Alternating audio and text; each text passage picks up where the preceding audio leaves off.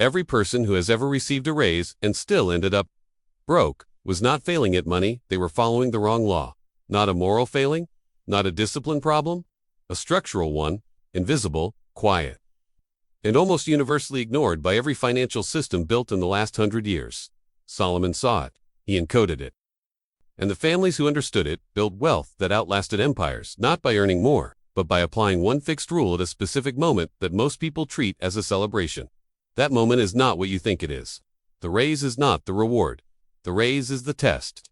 And almost everyone fails it, not in weakness, but in ignorance of a principle older than modern banking, older than financial markets, older than the very concept of a salary.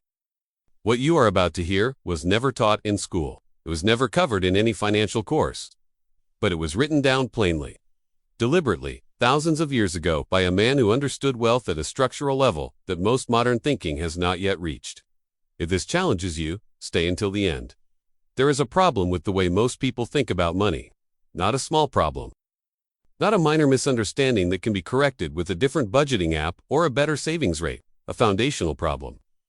A structural error that runs so deep that most people never find it because they are too busy looking in the wrong direction. Here is the problem stated plainly.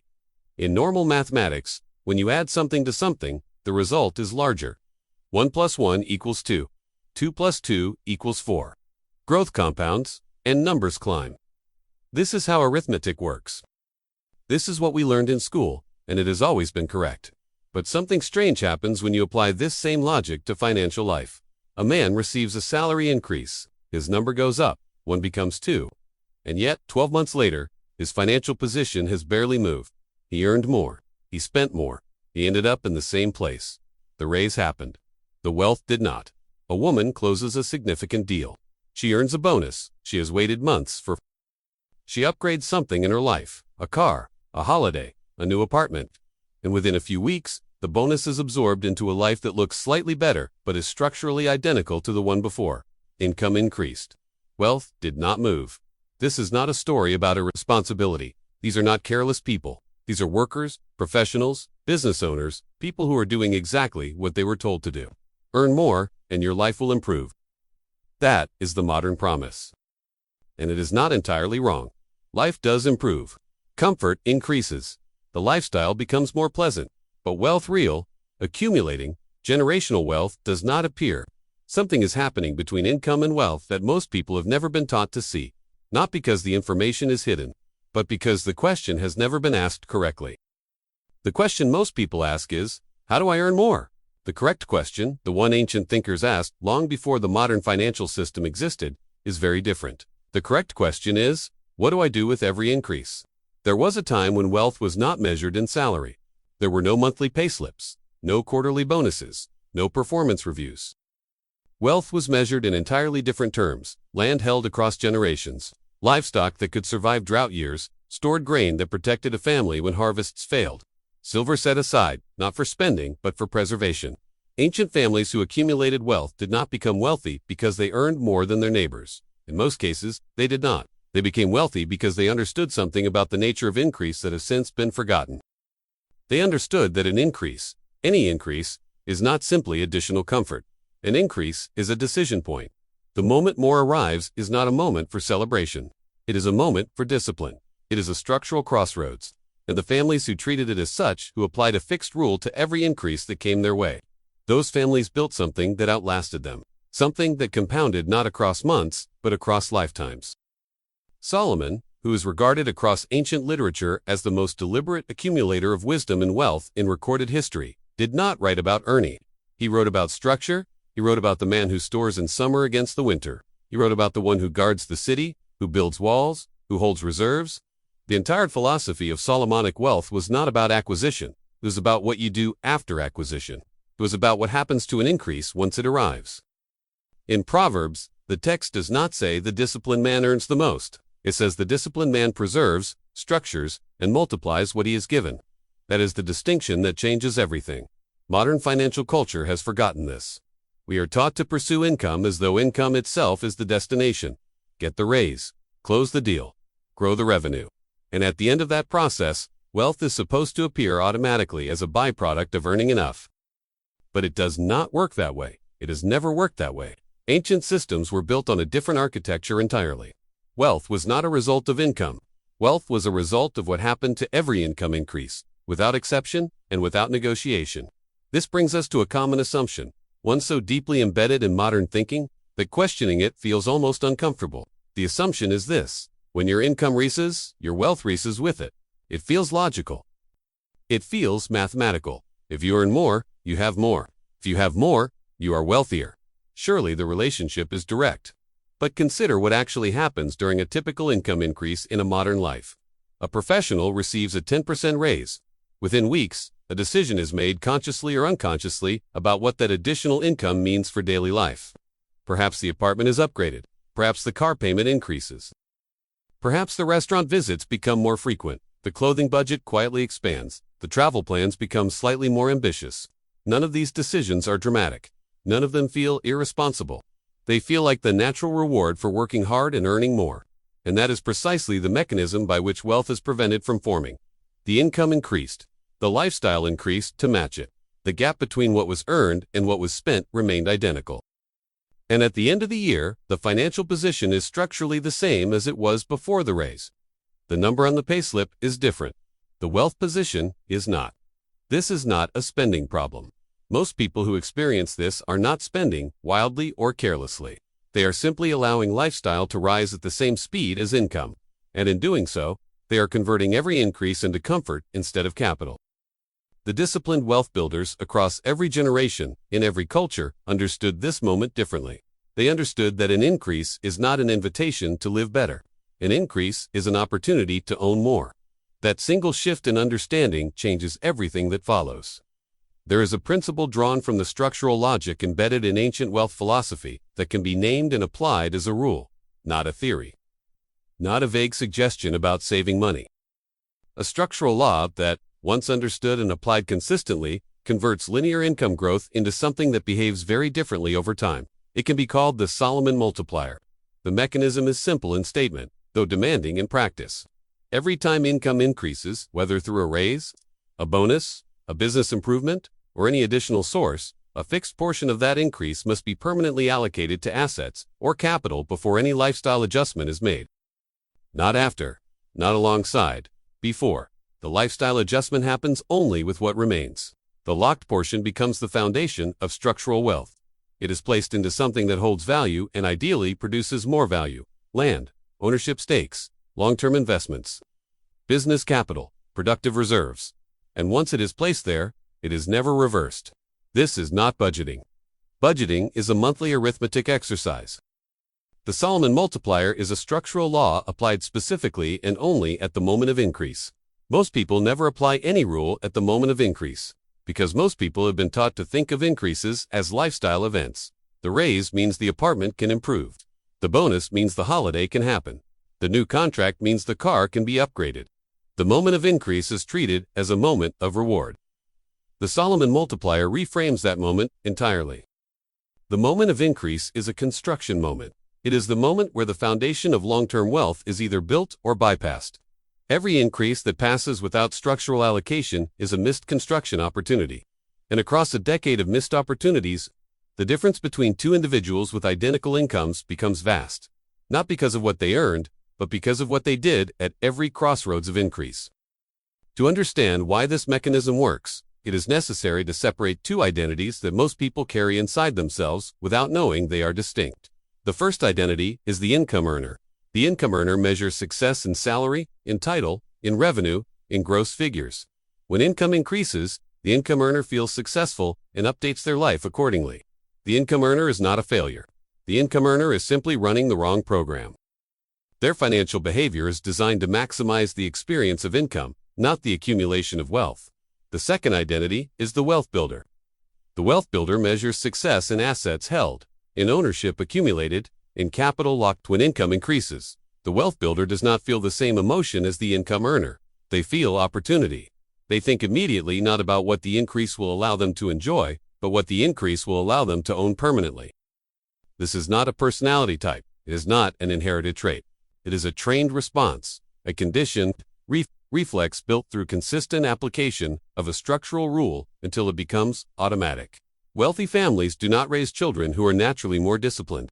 They raise children inside a system that applies a rule every time money improves. The rule becomes identity. The identity becomes behavior.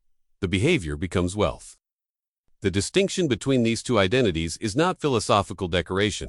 It is the exact point at which financial trajectories separate. Two people can earn identical incomes for 20 years and end up in completely different financial positions, not because one worked harder, not because one was more intelligent, not because one had better opportunities, but because one applied a structural rule at every moment of increase, and the other did not. Income separates people temporarily. Structure separates people permanently. This raises a question that is worth sitting with before the mechanism is explored further. If the rule is this clear, if locking a portion of every increase into assets before adjusting lifestyle is the structural law that creates wealth, then why do so few people apply it consistently? The answer is not laziness. The answer is not ignorance. The answer is the exact subject of what comes next. Because the most dangerous moment in any financial life is not the moment of scarcity, it is the moment of increase. Most people believe that financial discipline is tested in hard times. When money is scarce, when the income is low, when the month runs longer than the payslip, that is when they believe character is revealed. And there is some truth in that. Scarcity requires management. Difficulty requires patience. Tight months build a certain kind of awareness. But scarcity is not where wealth is determined. Wealth is determined in the opposite moment. Wealth is built or destroyed in the moment when life improves. When the raise arrives. When the bonus clears. When the bonus clears. When the business grows and the revenue increases. These are the moments that separate those who accumulate from those who remain stationary, not because of what they earn, but because of what they decide in the first hours and days after an increase lands. The man who has been earning modestly for years knows how to live within his income. He has calibrated his life to match what he earns. But when that income increases, when a new number appears, he faces a test he was never trained to pass. The trained response, the socially conditioned response, is to update the life to match the new number, to close the gap between what he earns and what he lives. And that closing of the gap is precisely what prevents wealth from forming. The Solomon Multiplier exists specifically for this moment. It is not a rule for managing scarcity. It is a rule for managing increase. It is the structural law that activates only when life improves, because that is the only moment it needs to activate. Apply it there, and the mathematics of a financial life change permanently. Here is where the deeper layer of the mechanism becomes visible. When income increases and a fixed portion is locked into assets before lifestyle adjusts, something begins to happen that is not immediately visible. The assets that receive those locked allocations do not simply sit still. They begin to participate in the economy in a different way than income does. Income arrives, and income departs. It moves through a life like water, through open hands, arriving regularly, leaving at approximately the same speed. But capital held in assets behaves differently. It generates returns. It produces ownership. It creates positions that compound quietly across years. A piece of land held for a decade does not simply sit at its purchase price. Business ownership held through multiple growth cycles does not remain static. Investments compounded across many years begin to generate returns that dwarf the original locked amount. This is what ancient wealth builders understood about the nature of stored assets that monthly income earners do not. The merchant who stored grain did not simply preserve his capital. His stored grain fed his household through famine years, while others spent everything acquiring the same grain at crisis prices. His reserve did not simply protect him. It gave him structural advantage that translated into expanded ownership in difficult times, when others had nothing left to trade. This is the multiplication effect that gives the Solomon Multiplier its name. It is not the mathematics of interest rates or investment returns that creates the multiplier. It is the structure itself. The locked capital, applied consistently across multiple increases over many years, creates a compounding structural position that a lifestyle spender, even one earning identical income, cannot replicate through discipline alone later in life. The multiplier is not an investment strategy. The multiplier is architecture, and architecture must be built before the building is needed, not after. Now consider what disciplined application looks like in a real financial life, extended across time. A professional receives an income increase of 10%. Before adjusting any aspect of lifestyle, they apply the rule. A fixed portion, half of the increase, perhaps more, is allocated immediately to a permanent asset position. This might be a contribution to an investment account that will not be touched. It might be a payment toward ownership in a business. It might be land, or a reserve fund that functions as capital rather than savings. The exact vehicle matters less than the discipline of the allocation and its permanence. The remaining portion of the increase can then be used for lifestyle improvement. Not withheld entirely, the Solomon Multiplier is not a philosophy of deprivation. Lifestyle can grow. Comfort is not the enemy. The enemy is a lifestyle growing at the same speed as income, consuming every increase before structure can be built from it. In the example above, the lifestyle improves, but it improves by half as much as income improved. The other half is now locked permanently into an asset position that did not exist before the increase arrived. Now extend this across 5 income increases over 10 years. Each time, the same rule is applied. Each time, half of the increase is locked before lifestyle adjusts. After 10 years, the asset base of this individual is not simply larger, it is structurally different. It is generating returns, producing income of its own, creating ownership that earns without requiring labor. The income is still present and still growing. But now it is accompanied by a parallel structure that grows independently. The individual who applied the rule once has a slightly better financial position. The individual who applied the rule every time, without negotiation, without exception, has a different financial identity entirely. Wealth is built by permanent decisions, not temporary discipline. This is where a psychological reframe becomes necessary, because without it, the mechanism remains an intellectual concept rather than an identity shift. Most people who understand the idea of saving or investing have tried it. They begin well. They allocate a portion of income. They hold it for some time. And then, an expense appears, or an opportunity presents itself, or life simply becomes more demanding, and the allocation is reversed. The saved amount is spent, the invested capital is withdrawn. The structure that was being built is dismantled to fund a current need or desire. This is the exact failure point the Solomon Multiplier is designed to prevent. The rule is not that you allocate when convenient and reverse when necessary. The rule is that the allocation is permanent.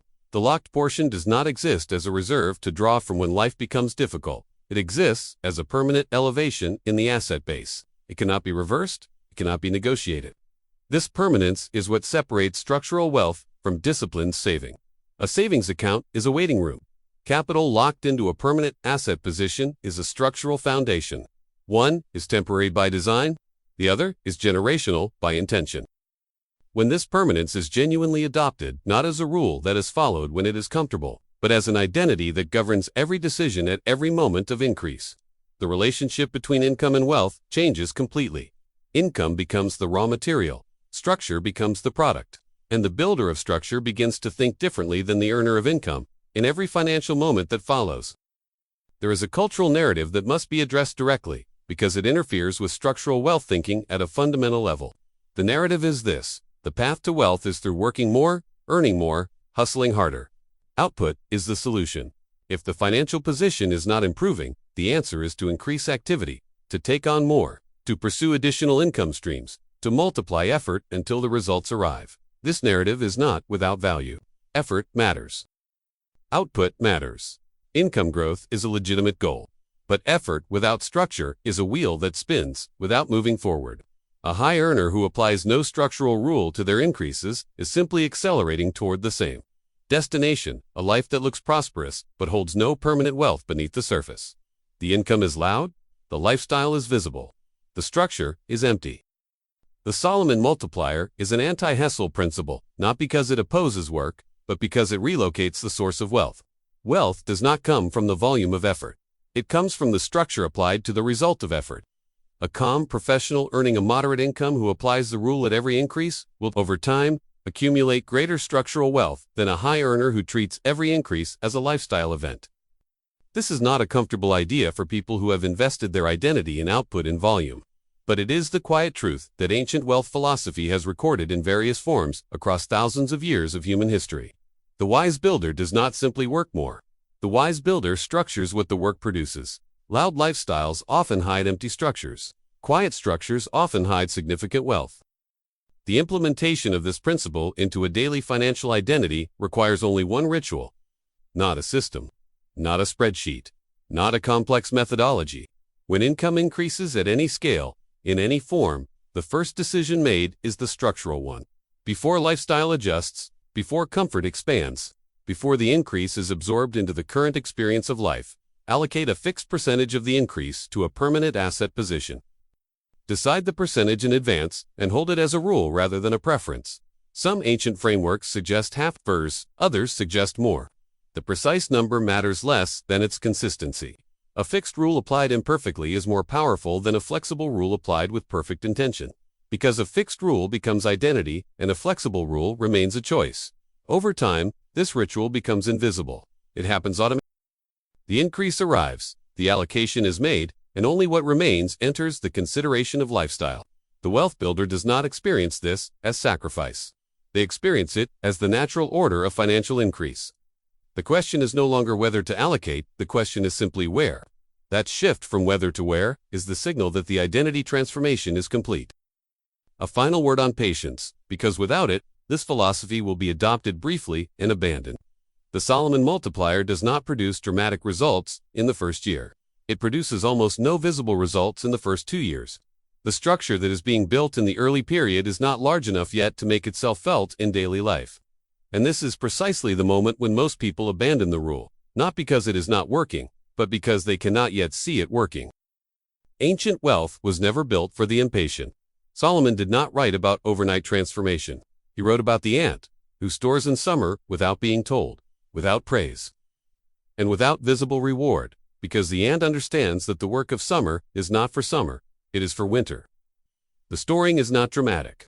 The result, when winter arrives and the unprepared are exposed, is absolute. Structural wealth works in the same register. The early years of application feel invisible. The middle years begin to reveal themselves. The later years produce outcomes that appear to others as luck, inheritance, or extraordinary ability when they are simply the long compounding result of a rule applied quietly, consistently, and without exception across many years of increases. Income changes a year, structure changes a generation. The Solomon Multiplier is not a financial trick. It is not an investment philosophy. It is a structural law drawn from the oldest wealth thinking recorded in human history that transforms the meaning of every income increase from a lifestyle event into a construction moment. Apply it once, and the year improves slightly.